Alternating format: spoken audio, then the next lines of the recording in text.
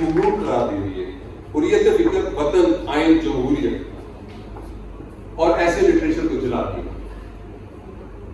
اور استنبول میں فرانسیسی برطانیہ کی عدالتیں لگ گئیں اس کی اجازت پر. اور یہ وہ زمانہ ہے کہ جب سرنڈر کر رہا تھا آٹومن امپائر کا سلطان برطانیہ، فرانس، اٹلی، حتیٰ کہ امریکہ بھی مداخلت کرنا چاہتا تھا، وہ مینڈیٹ چاہتا تھا کہ ہمارے تحت دے دیا جائے. یہ وہ زمانہ ہے جب ایک اور خفیہ تنظیم بنی، کمیٹی آف یونین پروگریس، خفیہ کمیٹی جس میں انٹلیکچوئل تھے اور اتاتورک بھی تھا. اچھا، اس سے پہلے آٹومن امپائر کے ہی دور میں 1915 میں چرچل نے ایک آرمی بنائی، چرچل کی قیادت میں اینزیک، جس میں برٹش انڈین آرمی کا بڑا رول ہے. اور اس کی مصر میں ٹریننگ دی گئی کہ ہم درہ دانیال عبور کر کے بحری جہازوں کا جو بڑا آج کا نیٹو سمجھے، ابھی وہ بحری جہاز پڑے ہیں، ہمارے پاکستانی نہیں جاتے وہ دیکھنے، دنیا کا سب سے بڑا قبرستان ہے وہاں. ایک شخص تھا، وہ کرنل تھا اس وقت، تو وہ چوٹی ہے ابھی.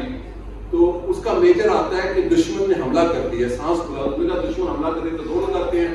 اس شخص نے دنیا کی شارٹیسٹ اسپیچ کی اپنی کمانڈ میں ساری سپاہیوں کو کہ I am not ordering you to fight, I am ordering you to die. اور اس کے یہاں بلٹ خود اس کے لگی. اگر آپ نے ترکی کو جانا تو ترکوں سے ملے، اور اس کا نام تھا کمال، مصطفیٰ کمال، اور اس کو پاشا کا لقب ملا. یہ اس کی پہلی فتح تھی. دوسری فتح میں وہ علیحدہ موضوع تھا، وہ لیبیا میں تھی، وہ ایک بہت عجیب انور پاشا کے ساتھ گیا تھا. تو یہ پاشا کا اسٹیٹس پا چکا تھا. لیکن یہ جو سلطان عبدالحمید تھا، اس کے علماء کرام نے سزائے موت ہی نہیں دی ان کو غائبانہ، بلکہ خواجہ عتیق خان اور دوسرے لوگوں کو بھی سزائے موت دی. اور جو ریلوے ٹریک جس کی ہمیں بڑی یہاں ویڈیو لوگ بھیجتے ہیں آج کل ترکی کے حامی، وہ جرمن حجاز ریلوے ٹریک ایک اسٹریٹجک ریلوے تھی، حاجیوں کی حج کے لیے نہیں تھی، کسی سلطان نے حج نہیں کر دیا وہاں کے ساتھ. وہ ایک اسٹریٹجک ٹرین روٹ تھا. اور ٹرین، ٹیلی گراف اور بندرگاہیں کل برطانیہ اور فرانس کو ٹھیکے پہ دے دیے. یعنی جیسے کولونائزیشن ہوتی ہے، گریجولی کولونائز ہو رہا تھا ٹرکی. اور یہاں فوجیں بھی تھی، عدالتیں بھی تھی. اگر کسی فرانسیسی شہری کے خلاف مقدمہ کرنا ہے تو فرانسیسی عدالت میں ہوگا، ترک میں نہیں. ایسے جو ایک بغاوت ہوئی ینگ ٹرکس کی آئینی اصلاحات کے لیے، اور جنہوں نے 1908 سے 1919 تک حکمرانی کی، ایک ریڈیکل نیشنلسٹ تھے، اور انہوں نے ایک حکومت کی. اور اسی دوران اتاتورک اس حکومت میں شامل نہیں تھا. تو اس بغاوت کے دوران اتاتورک کا کمانڈر تھا ایسٹرن کمانڈر. میں چاہوں گا میرے سے بعد میں سوال کریں، میں چونکہ بلٹس میں بتاؤں گا. اور یہ پروفیشنل سولجر تھا. میں نے جب اس کو پڑھنا شروع کیا 9/11 کے بعد کہ مسلمانوں کو اسامہ بن لادن چاہیے یا کون چاہیے، تو پہلے میں پڑھتا تھا تو پھر پتا چلا اتاتورک متاثر کتنے. میں نے اس کی لائبریری دیکھی، اس کی کتابیں دیکھی، اس کے زیر مطالعہ کیا چیزیں ہیں. اتاتورک 7 جنگوں کا فاتح ہے. اس کے شام مظلم پر جب سلوٹ پیش کیا جاتا ہے، کبھی آپ وہ سلوٹ دیکھیں. اور دنیا کا جو سروے ہے کہ 7 جنگوں کے فاتح کو میں اگر آپ بیان کرنا شروع کر دوں، it is very emotional in Turkish, modern Turkish society, کہ یہ جو ایک جرنیل تھا، کور کمانڈر تھا ارزیروم کا، ایسٹرن ٹرکی کا. ایک تھا جنرل کاظم کارا بیکر، جو اس سے زیادہ بڑا کمانڈر تھا. اس نے اس کو خط لکھا، اور اس کو خط لکھا کہ وقت ہے آپ آئیں اور ہم کوئی فیصلہ کریں. یہ 56 سپوت میرے ایک کتاب میں نے اس کا پورا چیپٹر دیا ہے. یہ 56 لوگ، 56 ترک ارزیروم کی ایک بلڈنگ میں، اور انہوں نے اتاتورک نے اپنا یونیفارم اتار دیا. یہ کوئی وہ دہشت گرد گروپ نہیں تھا. اس نے کہا میں اپنے سلطان کو امتحان میں نہیں ڈالوں گا، اس کو سزائے موت ہو چکی تھی، اور میں یہ یونیفارم اتار کے سادہ ملٹری یونیفارم پہنوں گا. I am no more Ottoman soldier, اس کو کوئی پرابلم نہ ہو. یہ 56 لوگوں نے 23 جولائی 1919 سے 4 اگست تک 13 دن ایک میٹنگ کی. یہ ڈیسائسو وقت تھا، اور اس کی میں نے ڈیٹیل اپنی کتاب میں دی ہے. اس وقت پورے ترکی میں اب آزاد ہو چکا ہے، یونان یونان بھی، بلغاریہ بھی، سارا کچھ جا چکا ہے. کوئی خلافت تو کا وجود ہی نہیں ہے، ریاست ہی نہیں رہی، عدالتیں لگ رہی ہیں. ان 56 لوگوں نے ایک 1.25 صفحے کا میثاق ملی لکھا. اس کو ترکی میں ہر اسکول میں پڑھایا جاتا ہے، میثاق ملی. ان 56 لوگوں نے جو اس کا کنکلوژن تھا کہ آٹومن کے ساتھ یا ترکوں کے ساتھ جو فورن انویڈر سے یونان، اٹلی، فرانس، برطانیہ ایگزیکٹ وہ کام کرنا چاہتے تھے جو اسپین میں ہوا تھا کہ یہاں مذہب بدلو یا اناطولیہ اور تھریس. لیکن ترکی کا 97% ایشین، جسٹ 3% از یورپین جیوگرافیکلی پارٹ ہے. کیا موت قبول کر دو.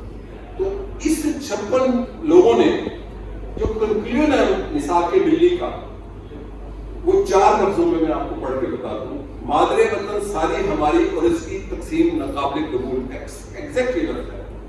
نمبر 2، قوم از خود اس کا دفاع کرے گی اور غیر ملکی جلگار کے خلاف مزاحمت کرے گی. نمبر 3، یہ سب کچھ کرنے کے لیے عوام کی طاقت استعمال کریں گے اور سب سے اوپر عوام ہے.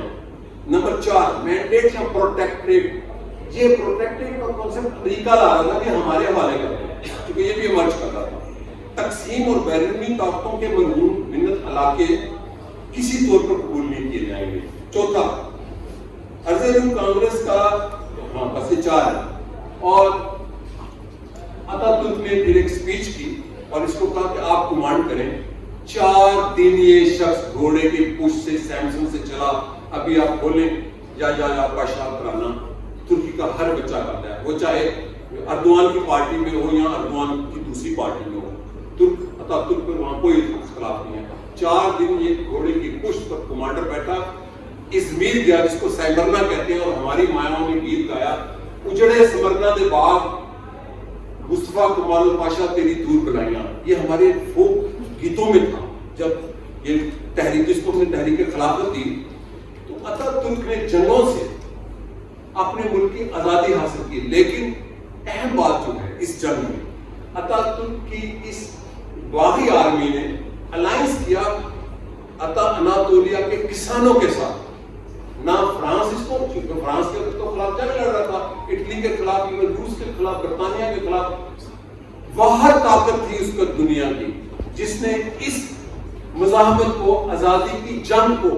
میرے ساتھ ایک دفعہ شہباز شریف صاحب جب پہلی دفعہ ترکی جا رہے تھے تو انہوں نے بریفنگ مانگی. میں کہا انہوں نے فریڈم موومنٹ نہیں، انہوں نے وار آف انڈیپینڈنس کہتے ہیں، یہ لفظ خاص ہے. انہوں نے فریڈم موومنٹ نہیں چلی. تو یہ جو فریڈم وار آف انڈیپینڈنس تھی، کسانوں نے اناطولیہ کے، فوج اکیلی نہیں تھی، جنگ لڑی فوج کے ساتھ مل کر. اور دنیا میں ایک طاقت تھی ان کے ساتھ، وہ بولشوک تھے لینن کے. سوویت یونین نے ان کو سپورٹ کیا اور عطا ترک نے جائیں انقلاب.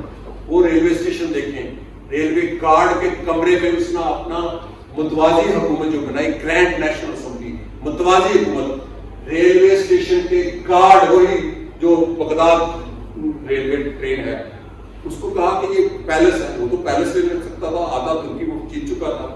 اس نے کہا نہیں، میں اس ریلوے گارڈ میں رہوں گا. اس کو پریزیڈنشل ہاؤس بنایا، ریلوے گارڈ ہاؤس، اور پیرلل حکومت بنائی.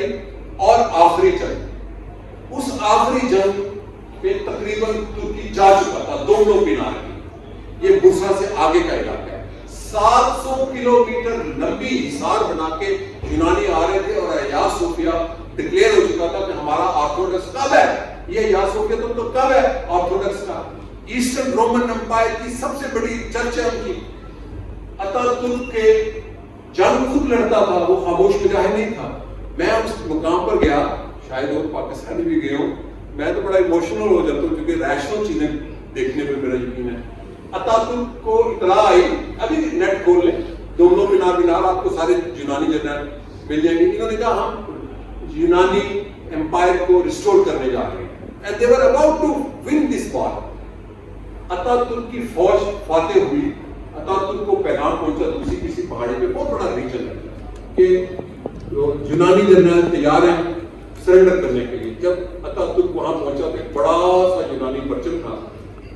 فاتح جو پہلے بھی ان لوگوں کو مختلف مقامات پر شکست دے چکا تھا، اس نے کہا یہ پرچم کیوں ہے. وہ انگریزی میں بڑے اعلیٰ لفظ ہیں، مجھے یاد نہیں ہے. اس نے کہا کہ کوئی پرچم کسی قوم اور ملک کی ڈگنیٹی ہے، یہ میرے اور اس ملک میرے اسٹیٹس کے خلاف اور اس قوم اور ملک جس کو شکست دینے جا رہا ہے، میں اس پر چل کر نہیں جاؤں گا، اس کو لپیٹو اور سرنڈر ہوا. یہ ہوتے ہیں بڑے لیڈر. رابرٹ فسک جو اس صدی کا بڑا جرنلسٹ ہے دنیا میں، رابرٹ فسک نے کہا کہ 20ویں صدی کی سب سے بڑی اسٹیٹمنٹ وہ ہے جو 1915 میں اسی اتاتürk نے کرنیل کی حیثیت سے شکست دی اپنا یہ جو دریا دانیال میں. ادھر جب یہ فاتح بن کے صدر بن کے گیا 1932 میں ایک اس نے ٹویٹ کی کہ یہاں محمد اور محمد اور جانیز they are sleeping together. جو فورن انویڈرز ہیں they are now son of the soil. دونوں کی لاشیں 1.25 لاکھ لوگوں کا قبرستان ہے، جس میں ہمارے پنجابی سپاہی ہیں جو یہاں سے جہاد کے لیے گئے تھے اور وہاں پتہ چلا کہ وہاں تو جہادی اذانیں تو اس طرف ہو رہی ہیں، یہ تو انگریز کی طرف سے لڑ رہے تھے. تو اتاتürk نے تو اہم بات وہ اقبال کا یہاں بڑا حوالہ دیا جاتا ہے شعروں سے. آپ کو بھی اقبال کی ریکنسٹرکشن آف ریلیجن تھاٹ پڑھ لیں. اس میں ایک پیرا اگر آپ اجازت دیں تو میں پڑھ دیتا ہوں چھوٹا سا. سچ تو یہ ہے کہ دور حاضر کی مسلم قوموں میں فقط ترکی نے اعتقاد، ویری ٹیکنیکل ورڈ، اعتقاد قوم، فقط ترکی نے اعتقاد کی نیند کو جھٹک دیا ہے اور شعور ذات حاصل کر لیا. ترکی واحد ملک ہے جس نے ذہنی آزادی کے حق کا دعویٰ کیا ہے. ترکی جانتا ہے کہ حرکت کرتی اور پھیلتی ہوئی زندگی کی بڑھتی ہوئی پیچیدگیاں یقیناً نئے حالات پیدا کریں گی اور نئے نقطہ نظر کو دعوت دیں گی. ان اصولوں کو اثر نو تفسیر کی متقاضی ہوگی جو روحانی کشادگی کی مسرت سے ناآشنا حضرات کے لیے فقط مجلس کی دلچسپی کا باعث ہوتے ہیں. میرا خیال ہے کہ وہ انگریز مفکر حافظ تھا جس نے یہ بلیغ بات کہی تھی کہ ہو بہو یکساں خیالات اور جذبات کی متواتر تکرار کے معنی تو یہی ہے کہ خیالات ہیں نہ کہ جذبات. فی زمانہ مسلمان ملکوں کا یہی حال ہے. وہ میکانیکی طور پر پرانی قدروں کو دہرائے جا رہے ہیں جبکہ ترکی نئے قدروں کی تخلیق پر آمادہ ہے. اس کی زندگی کی حرکت کرنے اور بدلنے پھیلنے میں اس میں نئی خواہشیں پیدا ہو رہی ہیں جو اپنے ہمراہ نئی دشواریاں لاتی ہیں اور نئی تشریحوں بھی کرتی ہیں. پھر اس نے 1927 میں یہ ہے وہ کتاب جو ملینز میں چھپتی ہے ترکی میں. یہ 36.5 گھنٹے کی کتاب ہے. اگر آپ اس کو پڑھ لیں تو آپ کو پتا چل جائے گا کہ ماڈرن ترکی کیسے بنا. 36.5 گھنٹے 1927 میں یہ کانگریس ٹیم کی. اور اس نے جب لینگویج ریفارم کی ویری امپورٹنٹ، تو اس نے کہا we are not Arab, we are not